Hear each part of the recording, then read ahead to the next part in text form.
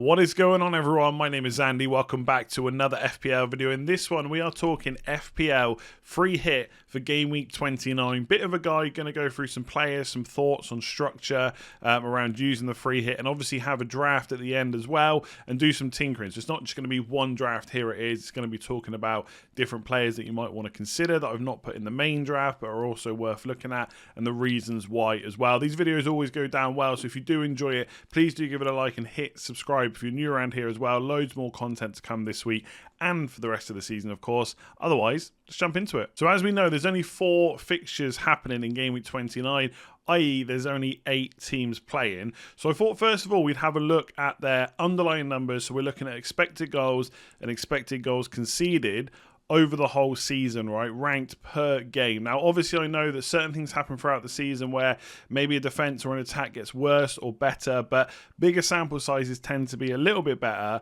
And it's not saying that you make every pick based on this, but it's worth looking at for sure. So best attacks, Leeds come out top, 1.5 expected goals per 90 minutes or per match, however you want to look at it. Then Villa, then Brighton, interestingly. Now, we're going to come on to Brighton players in a minute. I know a lot of people get frustrated with their attackers earlier on in the season if you're a more pay owner. You've got Gross to consider, Lallana, Trossard as well. There's lots of players to consider at Brighton, especially when they're playing Newcastle. Arsenal actually 4th, 1.4. Then West Ham, 1.36. Spurs are 6th, right? The 6th best attack so far, 1.34 expected goals. Obviously, you can then have a look at who they're playing. So they're playing Villa, who are 4th on the list for worst defences. So obviously, you want attack, the number to be higher. On worst defences, you want the number to be lower. So actually, for worst defences, the team at the bottom is the best. So Spurs quite low, but we know that a lot goes through just a couple of players, so it's quite easy to know who's likely to score. Fulham right down there, 1.09. They've not really been troubling too many teams over the course of the season, even if they've been playing a bit better recently. Maybe from a defensive point of view, from an attacking point of view, I haven't really seen that massively, I would say. And then Newcastle just awful, 0.94. So that's attacks, and then you got defenses as well. So although Leeds are a really good attack, they've been a really poor defense, right? And I spoke about on the captaincy video last week, they've had some improvement, but ultimately they are a team that still give away plenty of chances. So they're possibly a team to target if you want to go a little bit different, for example. Newcastle next up, I don't think that's very surprising. They are a team to avoid for an attack, and they're a team to target when it comes to the defence as well. Like I said earlier, I know Fulham, a lot of people are saying they've shown some improvement, but over the season they are still one of the worst defences. Same for Villa, actually, 1.27. So I think Martinez has been saving a lot, right? He's a good shot stopper. He's probably papering over just how good that Villa defence is. It's quite average, right? Post-lockdown and the start of the season, they were pretty good. But as we get more and more games in, the defence seems to get a bit worse. I'm sure Grealish isn't helping. I know he's not a defender or a defensive midfielder, but he holds the ball up a lot. He can progress the ball forward, and obviously once they're attacking, they're not having to defend. That old cliche of the best form of defence is attack, or whichever way around it is. I think that does apply for Grealish. And then Spurs, actually not bad, 1.19. Then Arsenal, 1.17, very similar. So Arsenal and West Ham, interestingly, playing each other. 2 of the best defences they're actually playing this week. And also middle of the road for attack. So I think that's one of the hardest games to call about how that will go. I think it'll be low scoring, to be honest. And then Brighton, although we might not be seeing it through clean sheets, and again against Southampton, the same thing. But the numbers are saying expected goals. I know a lot of people will say, well, that means expected goals are a load of rubbish. And that's fair enough if you want to think like that. Brighton, best defence going into game week 29. So this is worth looking at when you want to think about which teams to target, which matches to target, and then which players to go for in those. So as I've done in other videos as well, I've put together a bit of a shortlist. So these are pretty much all the players that I'll be considering on a free hit. There's quite a few considering there's not too many fixtures. I'll be honest, for Newcastle, I've got literally nobody. The only player that I'd really put in is possibly a defender, but that would just be on the bench. I just don't see how they will get a slot ahead of a lot of other players that either have got better clean sheet potential and or they have better attacking potential as well. I know Lascelles has just scored against Villa, so he's probably on people's wish list, and obviously he's quite cheap as well. So perhaps, yeah, obviously one of the things to do with a free hit, like for those people that are not free hitting, they're going to have as many players as they can and no bench. On a free hit, you should absolutely have a playing bench for obvious reasons.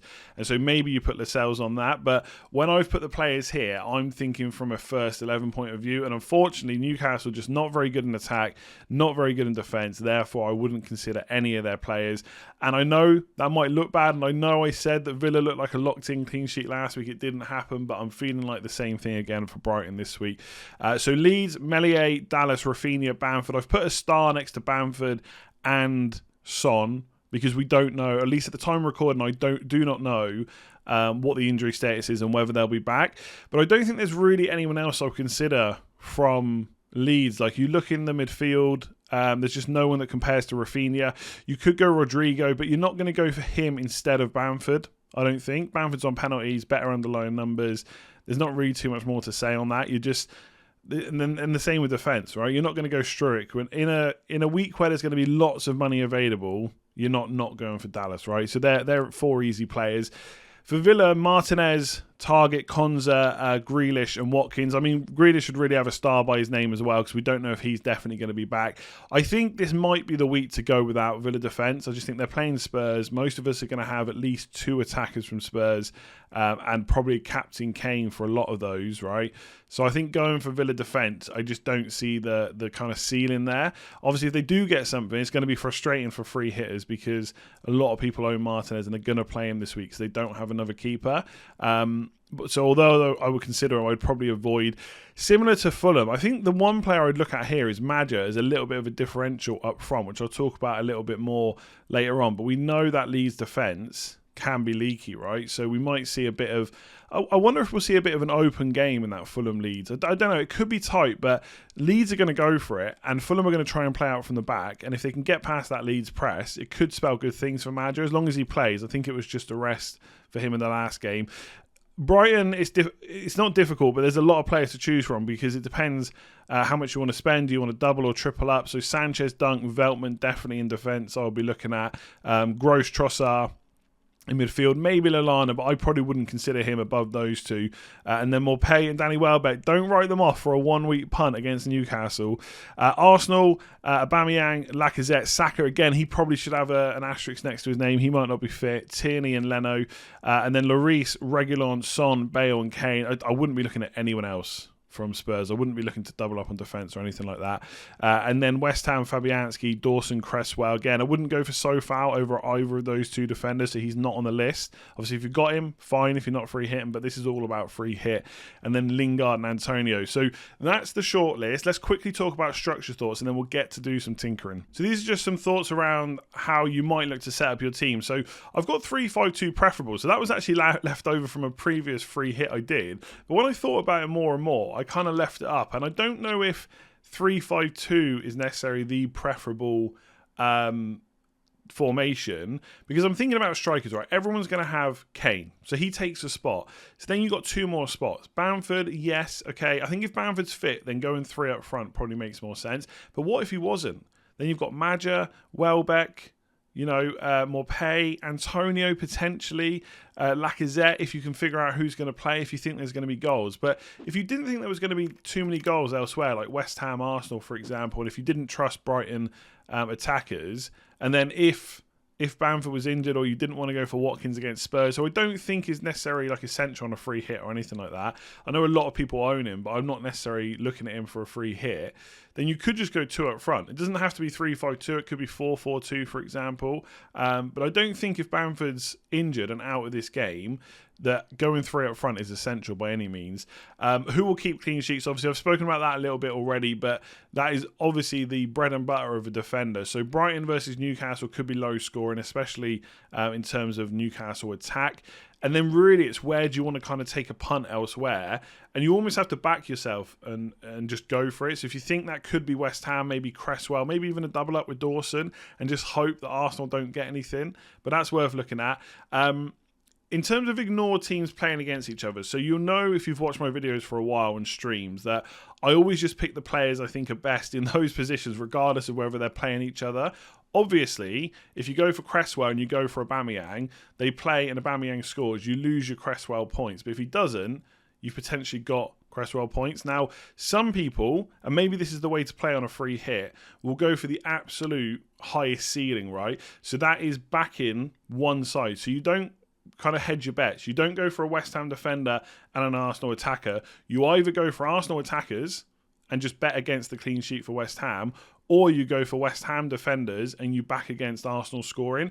There is some risk in that, right? Because if it does go a little bit wrong either way, or you get the bet wrong, then you could lose a lot of points versus other people. But if it goes right, then you're kind of quids in. So that's almost like the chance to go against the crowd. A lot of people, like when you're free hitting, one thing I would think about is what people without a free hit will be doing. What will they do? 2 Spurs, maybe 3, Bale, Son, Kane, Reguilon. There'll probably be a few Aston Villa players left over, Martinez in particular. So I would definitely go against Villa defence if I was, if I was on a free hit. Triple Leeds, Dallas, Rafinha, Bamford. You could back that and not lose any points there and go a little bit differential in other spots. But that's all things to think about. But I think triple Leeds, Spurs, Brighton. If I was going to triple up, they are probably the teams that I would do it on. But we'll talk about the tinkering and where else you might be able to do that. So for the draft, I'm going to do some tinkering as we go and talk through the players, and hopefully you can follow along. I know people like this when I do it for the team selection, and I think this is better than just saying, here's an 11, this is the draft. I think there's more options than that, and I don't think anything is set in stone. This is my transfer page. As always, the usual caveats apply. I might not have the same team value as you. I might not have bought players at the same time. I could have bought them earlier and therefore they're cheaper for you, etc. But I think the way the fixtures are this week, no one is going to be left without, loads of money in the bank. Because even if you go for Kane, Son, Bale, Aubameyang, where else is the rest of your money coming from? Most other players that would even consider this week are probably 7 million or less. So we're not really worried about that. I'm not going to put in bench options and stuff like that. But this is like a base canvas, right? So this is what I think a lot of people will do if Son and Bamford are fit. Now, if they're not, we'll talk about that in a minute. But triple Spurs, and I think at this point, most people are going to go for the attack, not Reguilon. I think a lot of the Villa stuff depends on whether Grealish is back. If he is, then perhaps you don't go for Spurs defence. But if I was on free hit, I would definitely go for the attack and hope that they can get something against that Aston Villa team whose defence hasn't been great. They got to just catch Martinez, I think, on an off day. They will get chances. I think Kane is the obvious captain and who most people will go for. So you've got triple Spurs. Then you've got the triple Leeds. Now, I will say on a free hit, whether or not Dallas is essential, I'm not so sure. I think people have got him in their non-free hit teams because he's been good, and he's been good this season, but obviously he's had good fixtures as well. There's Sheffield United at home in Game Week 30, which is a good fixture to play him in. But in terms of a free hit, I don't know if he's as essential as people will probably make out. Do you think Fulham will score, basically? But we know how attacking he is, so I think he'll still be in a lot of teams. One team I would definitely be doubling up on is Brighton. I just think on a free hit, you have to back yourself somewhere. And like I said just a minute ago, if you're not willing to back either like West Ham defence or Arsenal attack, you've surely got to back Brighton defence, right? And I think if you're not going to go for more pay or Welbeck up front, or if you're not going to go for a midfielder like Gross, for example, who could still be on penalties, but I think he missed his last one, so maybe they'll change it. I think you have to back their defence against Newcastle. Like, if you're not willing to go double defence against a Newcastle team with such a poor attack, like less than 1 expected goal per game average, no Wilson, no Almiron, no St Maximin. I know that they looked okay against against Villa, and they did get a few chances, but I wouldn't expect Brighton to necessarily give up as many chances. So I think I would be doubling up if I end up free hitting, and I think you can consider the triple up as well. I'm not saying you have to go for this, but if you are going to not go for a striker, you could do it. So I think Dunk, Sanchez and Veltman are probably the obvious picks. Now, already you've got 3 defenders here. I think when you start adding in other players, Aubameyang is someone I feel like I would definitely want to punt on in a blank game week. He's got penalties. I know that West Ham defence is pretty damn good. Like for the whole season, they're top 5 defence so far in terms of kind of underlying numbers, XG, etc. So Aubameyang would be someone that I would want in there. I know he missed the last game. That was disciplinary reasons. It was for being late. I think Arteta, he made his point. Not only did he make his point, but they won the game. And he does seem like the type of manager would be like, he'll just put it, not brush it aside because he's dealt with it, but it's done now, right? You forget about it. So I think I would want to go in for Aubameyang. And at this point, whether or not you ignore the West Ham defence or not is really up to you. I mean, I think we all know the player we're going for on a free hit for West Ham defence is Cresswell, right? That makes a lot of sense. Obviously, other Arsenal players is Saka if he's fit, but also Tierney as well. So if you really wanted to back Arsenal over West Ham, you could put Tierney in as well. But I think I would want Aubameyang. So already we're on 3-4-2. So we've either got one more spot up front or one more in midfield. Now, looking at the teams, like West Ham, you've got Antonio versus Lingard. I'm not as big on Lingard as everyone else is. The fact that he's on penalties does obviously put his stock up a little bit. Moyes has kind of said they might swap around a bit. So it's not all. So basically, to keep the keeper guessing, the opposition keeper. So they're not going to necessarily put Lingard on every single penalty, but I can see why people like him. I think if he was past fit, and bearing in mind you can definitely have a bench as well with the amount of money available, I would have Grealish in. I think he's just no one outside of free hit players this week or free hit managers is going to have Grealish. He's a big differential. And again, I know you're backing against Spurs defence, but I think that's a good call. So this is the kind of team that I think I would build. Triple Brighton. If you didn't want to go for the triple, right, you get rid of Veltman and you probably go for either Cresswell or an Arsenal defender. I think you just choose what to back yourself. If you go on Aubameyang, maybe you just go for Tierney and go from there. I think Villa Spurs is the game that's going to... Sorry, you can't see that. I think Villa Spurs is the game that's going to have goals here, as well as possibly Leeds Fulham. I mean, it would take a brave person to back against Leeds to score goals. So I personally wouldn't be looking too much at the Fulham defence. But I think you could go for someone like Tierney. So let's put him in. So then you've just got the double Brighton defence. Now you could, if you wanted to, go for Dunk and Veltman and then go for Leno in goal. It depends which way around you want to do it. But Tierney looked really good against Spurs, so I quite like that. Now, we don't have three strikers. If I was going to go for three strikers, let's say Bamford's not fit for this, I think I would take a punt on Maja from Fulham. His underlying numbers, which I know I talk about a lot, but it's something I've used quite a bit this season. It's worked quite nicely. They're looking good. Now, I've spoken about this on a video already this week. It's a very small sample size. I fully get that. But Leeds do give up a lot of chances. I'm fully expecting him to play. I think if you look at his record since he came in, he's played pretty much every match. He just missed that Man City game. I'm expecting him back in for Leeds. I really like him. Now, if I was going to go for another striker, I'm not sure it would be Rodrigo at Leeds, possibly, but I just think you want Bamford, right? And if he's not fit, you don't necessarily default to Rodrigo. West Ham, Antonio, possibly, but again, are you going to back Antonio against Tierney if that's the way you go? I really like Antonio. He always causes defences problems, and I do think he'll cause Arsenal plenty of problems, so he could be the one to go for. But ultimately, if you're not going to triple up on the defence, you could go for Maupay or Welbeck, right? And look, you can call Maupay. I know people hate Maupay, all right, but I'm still going to talk about him. He hasn't scored very many goals, right? He's only scored one against Leeds, but he's continually starting. He's got 7 goals for the season so far. Again, probably not on penalties anymore, but his underlying numbers aren't bad against a team that aren't a very good defence. So again, you're free hitting. This isn't a player that you have to keep for the rest of the season. You're taking a 1-week punt against the worst, well, apart from Leeds, the worst defence, or one of the worst defences left in these 4 fixtures. If you didn't want to go for him, you could go for Welbeck. My only slight worry is he's only just back into the team, playing kind of like more than 60 minutes. He played 76 minutes against Southampton. Before that, he hasn't been starting. He did have an injury. So would you be as confident about him starting? But I don't think it's the worst call. I really don't. A Brighton forward this week, there's something in that, I think, against Newcastle. And again, a lot of people will think, well, you shouldn't be backing against Newcastle so much, especially Newcastle fans, I'm sure.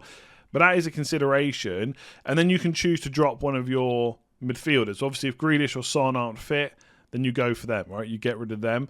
So you could go for something like that instead. My personal team would probably be, if Bamford's fit, I probably wouldn't go for the Brighton defender, even though I do. The Brighton attacker, even though I do quite like them. But let's put Bamford back in. So I think you go for this. I think I would possibly back goals in this game and have Magic. If not, if you wanted to play like a bit safer, if that's the word, you could go for Watkins or Antonio. But again, on a free hit, I think it's worth doing something a little bit different. Let's say Grealish is out. You've got your 4 in midfield, Bale, Aubameyang, Son, Rafinha, and then in defence you got your Sanchez, Dunk, Tierney and Dallas. Now Tierney, again, he could be a third Brighton defender instead. Yes, watching that match on, when is it, Saturday evening, could be a nightmare if Newcastle score very early, but those are the chances you take on a free hit. If Bamford and Son are both out, then it gets a little bit trickier in where you kind of spend your funds. So if you wanted to go for a Brighton attacker but didn't want the forwards, then I actually think Gross might be a slightly better option than Trossard if he's still got penalties, which is a little bit of a risk you take because, like I said, I think he missed the last one. So again, you've got 3 at the back. You could go 4, right? You could put that extra Brighton defender in and get rid of Gross, or you could put another Arsenal defender in, or Cresswell, whatever it might be. But this is something I do. I think I would just ignore Cresswell if I had Aubameyang. I don't know. It's a tough one. You could just hedge your bets. If you're a bit of a hedge your bets manager, then you bet on West Ham defence just because they're so good. And Cresswell's attacking returns are so great, right? So then you got 2. So then you've got to put a 7th striker, a 7th attacker in. So you're either going for 1 midfielder or 1 attacker. And then I think it gets a bit trickier. I think I would go West Ham here, and either Lingard or Antonio. I'll leave that up to you. Personally, I still prefer Antonio, although the penalties does maybe swing it a little bit. So I think my team would look something like this. Double Brighton defence with Cresswell, Dallas, Bale, Aubameyang, Gross, Rafinha, Antonio, Kane, Madja. But obviously, this is all reliant on Son or Bamford being out. If they're both fit, they would definitely be in my team. And like I said, Gross would just go to Son. And Antonio or Madja would go to Bamford. Simple as that. So they're the kind of players that I'm looking at. I don't think there's anyone else. I don't think I would go Watkins this week. I really like him as an option generally. And when Villa have got good fixtures, I do, I'd have him in my team quite happily. But I think on a free hit against Spurs, I would just back against him. So I'm not really considering him, to be honest. So I think my team would end up like that. But let me know in the comments below what your free hit team is looking at. I'm sure if I tinker with this a lot more, it'd be a bit different. But I think I've covered the main players that I would be thinking about. Let me know what you think about it in the comments below. So there we go. That is it for this one. Hopefully you enjoyed it. If you did, please give it a like and hit subscribe if you're new around here. About 2,500 off that 150k target for the end of this season. Then who knows what we'll go for next season. We'll aim big, I'm sure. But please do hit that subscribe button. If you haven't already checked out Patreon, patreon.com/letstalkfpl. Everyone that signs up over there goes up on the Legends wall. There's a load of perks and benefits over there which you can read when you click that link in the description below. And a big shout out to Simon B, who has signed up since the last video as well. Much appreciated. Thanks to everyone for your support. Thank you for the continued support on the YouTube channel as well, of course. Really appreciated the amount of likes that are coming in, new subscriptions, the amount of comments and all that stuff is excellent. I'm already looking forward to next season. I've already started planning a little bit for next season, would you believe? But obviously that is not at the expense of this season where there's loads more to come. I'll hopefully have a watch along, maybe not for Game Week 29, but for Game Week 30, because I just think Game Week 29, the games are just on at annoying times, so we'll see what happens there. But loads more content for the rest of this week. Game Week preview tomorrow, team selection on Thursday, captaincy and deadline stream on Friday, so please do look forward to that. Hit that like button, hit subscribe, and I'll see you again soon.